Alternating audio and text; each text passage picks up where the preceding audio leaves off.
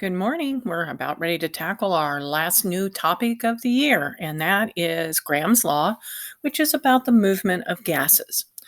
If you unplug a bottle of ammonia, you'd eventually smell it anywhere in the room. Why? Because gas molecules, because they're so tiny, they diffuse. And diffusion is basically the tendency of molecules to move toward areas of lower concentration until the concentration is uniform. Effusion is a forced part of that, where take and blow up a balloon and then prick a tiny hole, and the gas will escape because of the unequal pressures. And so they are related, but effusion is a little more forced, if you will. Here's another way to think about it. I'm going to watch a YouTube movie on effusion and diffusion. You're surrounded by a bunch of people at varying distances from you. I want you to think about the last time you farted in a room surrounded by people. So here's you, and here's you farting. You probably noticed that the people closest to you started to smell the gas first, followed by the people that are a little further away, and that it took the longest amount of time for the smell to reach the people furthest away from you.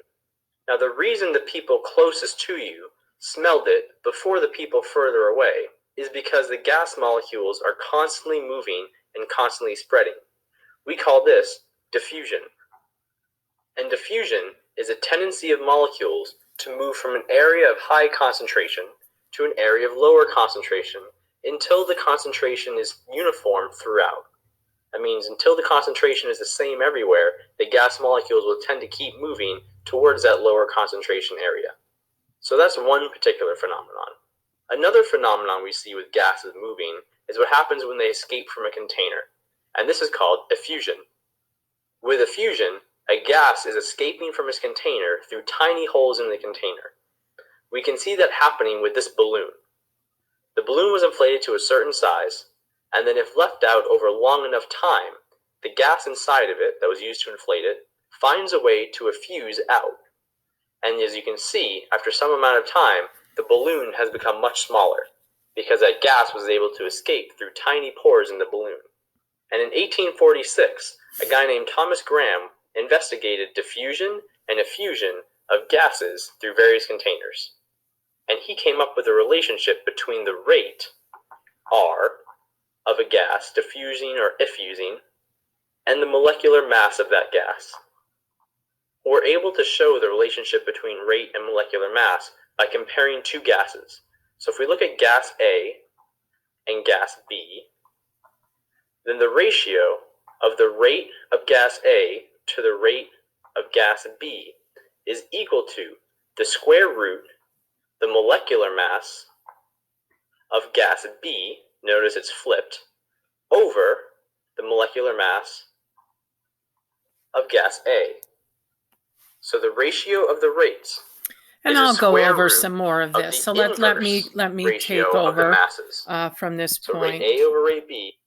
And show you what he was saying there is that if you look at this formula, that they're inversely proportional. And that's why you see A here and A down here. MW stands for molecular weight, molar mass, molecular weight, whatever you want to call it. Molar mass is the most general term, and that's why I choose to use it. So notice that they are inversely proportional. So the more something weighs, the slower it moves. That's the key here. And so I always want to tell you a hint to do too. While you're writing down this formula in your notes, will you also write down that B should be your lightest gas.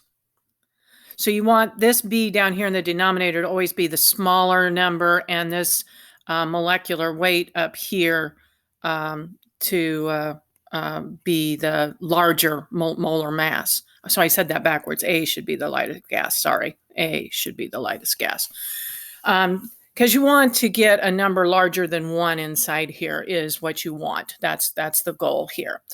And so here's where you can actually see Graham's law being used. You take ammonia, which changes to a gas very readily on one end of a long glass tube.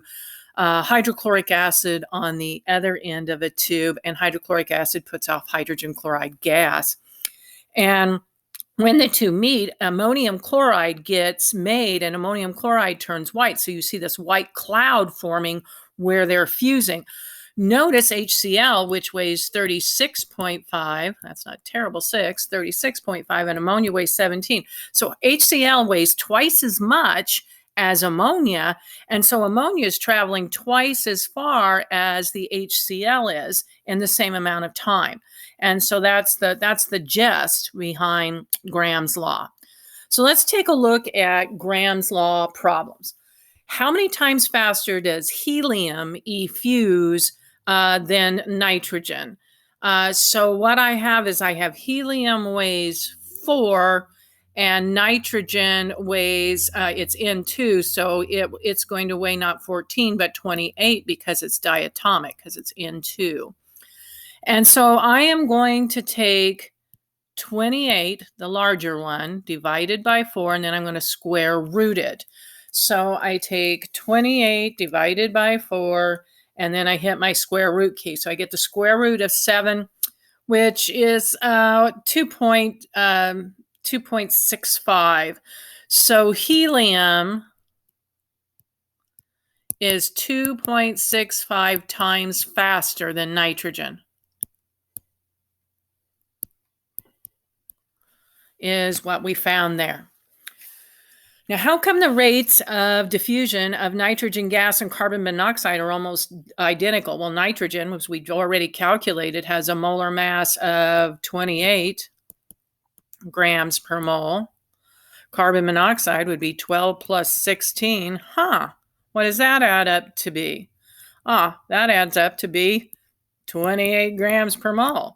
So they are going to travel at almost the identical rates. The last one asks you for the ratio of the velocity of hydrogen, which is H2. So it has a molar mass of 2.0. And compared to chlorine, which is Cl2. So it's going to have a mass of 71.0. So I'm going to take the larger divided by the smaller and square root it. And so 71, I hit 81, sorry. 71 divided by 2 and square root that. And I get 5.96. So hydrogen is 5.96 times faster than than chlorine. Sorry. So go on and take your quiz over this information, work your problems.